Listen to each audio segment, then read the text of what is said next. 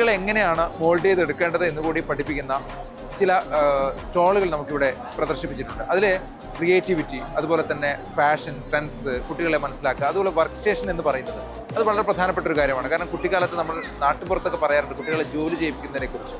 അപ്പോൾ അത്തരം കാര്യങ്ങൾ കുട്ടികൾക്ക് പരിചയപ്പെടാൻ, കാരണം നമുക്കറിയാം ഇവിടുത്തെ കുട്ടികൾക്ക് അതിനെക്കുറിച്ചുള്ള ധാരണകൾ കുറവാണ്. അതുകൊണ്ട് തന്നെ അത്തരം സംഭവങ്ങൾ പറഞ്ഞു കൊടുക്കുക.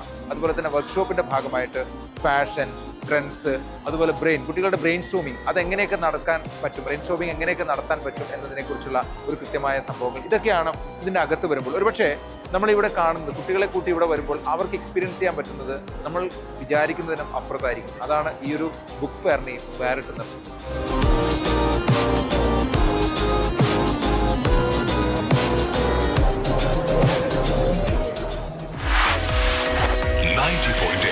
दिल से FM